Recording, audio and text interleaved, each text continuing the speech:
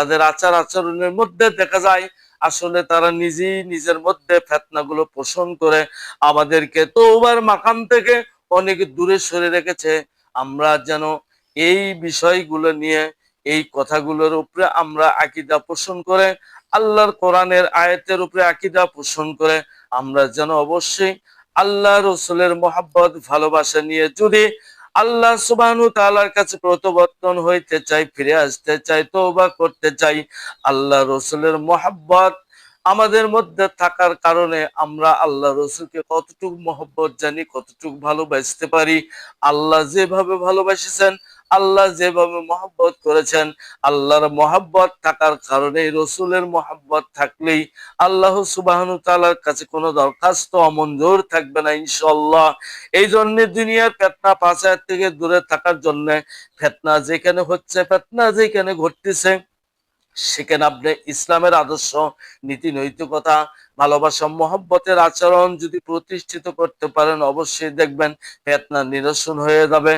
যুবকদের মধ্যে, বয়স্ক মানুষ, মুরব্বীদের মধ্যে, কচিকাঁচা শিশু সন্তানদের মধ্যে যে কোনো ফিতনায় আসুক না কেন, এই ফিতনার থেকে নিরসন করার জন্য আমাকে অবশ্যই সর্বপ্রথমে আল্লাহর নিষিদ্ধ কাজ থেকে আমাদেরকে হেফাজত রাখতে হবে নিজেকে।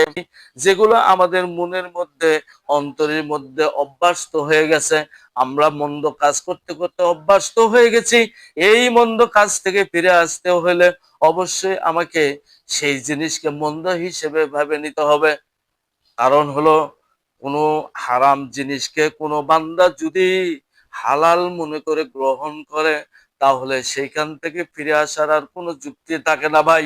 এই জন্য অনুরোধ, আপনি হারাম কাজ করেন কিন্তু সেটা হারাম মনে করে করেন। আপনি যদি বদনিশে করেন, সেইটা বদনিশে হিসেবে করেন। আর দিন বোঝার চেষ্টা করেন, আল্লাহ রসুলের মহব্বত দিলের মধ্যে পোষণ করেন। অবশ্যই আল্লাহ সুবহানাহু ওয়া তাআলা ওই আল্লাহ রসুলের মহব্বত থাকার কারণে এই মন্দ কাজ থেকে অবশ্যই আপনি ফিরে আসবেন, ফিরে আসতে পারবেন।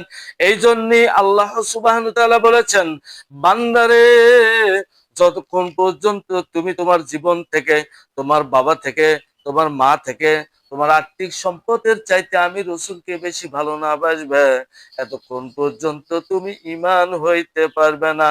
এই জন্য ঈমানদার হইতে গেলে, ঈমানদার যদি আমি ঈমান পাইতে চাই, বিশ্বাস যদি আমার মধ্যে প্রতিষ্ঠিত করতে চাই, তাহলে সর্বপ্রথম আমাকে অবশ্যই রসুলের মহব্বত প্রতিষ্ঠিত করতে হবে।